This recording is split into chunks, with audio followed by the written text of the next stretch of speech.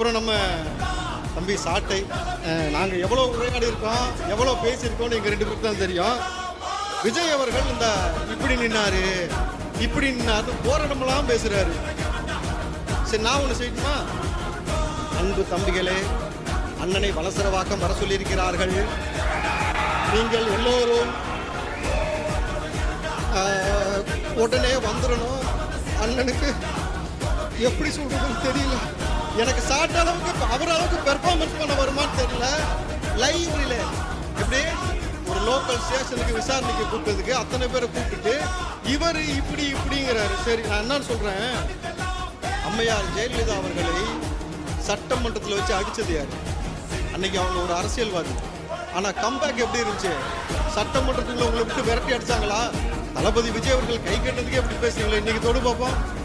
ஏன்னாக்கா ஒரு அரசியல் களத்துக்குள்ள ஒருத்தர் வராருன்னு சொன்னாலே எந்த அடிப்படையில் நீங்க அவரை எதிர்க்கிறீங்க சொல்லுங்க பார்ப்போம். ரஜினி அவர்கள் அரசியலுக்கு வரேன்னு சொன்னாரு, அவ்வளவுதான், போட்டு முடிச்சு விட்டாரு. கொஞ்சம் நஞ்சம் பேச்சு கிடையாது. அவர் ஒரு கன்னடரு, அவர் ஒரு அவரை பத்தி பேசினாலும் பரவாயில்ல.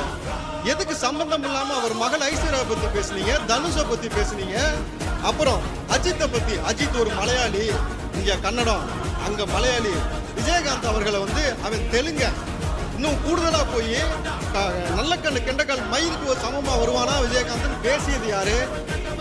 நல்லா தெரியும். அண்ணன் சீமானன் தான் அதுக்கு பேசுறாரு. அப்போ அரசியல் களத்துக்குள்ள வந்தாங்கன்னா நல்லது செய்யறாங்களான்னு பாருங்க. நீங்க எதற்காக பிளவுவாத அரசியல் நீங்க பேசுறீங்க? நீங்க எல்லாத்தையும் ஒத்துமையா இருக்கணும்னு சொல்லிட்டு நீங்க சாதி அரசியலை கையில் எடுக்க வேண்டிய அவசியம் என்ன? ஏன்னா மும்பைக்கு போய் பிஜேபி ஓட்டு கேட்டாலும் அப்படித்தான் பேசுவீங்க, சரிங்களா? அவர் சமீபமா ஒரு ட்விட்டர்ல ஒரு பதிவு போட்டிருந்தாரு, இப்ப பார்த்தேன். அண்ணே சொன்னா கேட்டுக்கணும் போட்டுருந்தீங்களா ப்ரோ? அண்ணே சொன்னா கேட்டுக்கணும் அப்படின்றது இன்னைக்கு ரொம்ப ட்ரெண்டிங்கா வந்துட்டு இருந்துச்சு.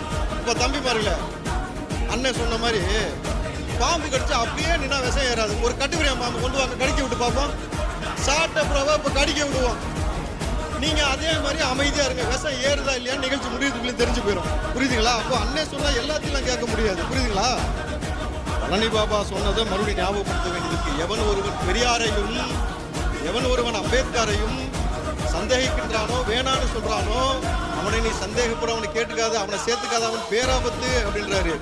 புரியுதுங்களா? பெரியாரை நீங்க உடைக்கிறதுக்கு கடப்பாறையை தூக்கிட்டு வரேன்றீங்க.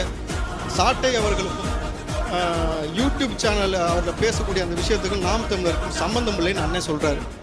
அப்படின்னா அதுல நீங்க பேசுவது உங்களுக்கு தனிப்பட்ட கருத்து அப்படின்னு அண்ணன் சொல்றாரு. கேட்டா அப்படிதான் நீங்க அப்படிதானே?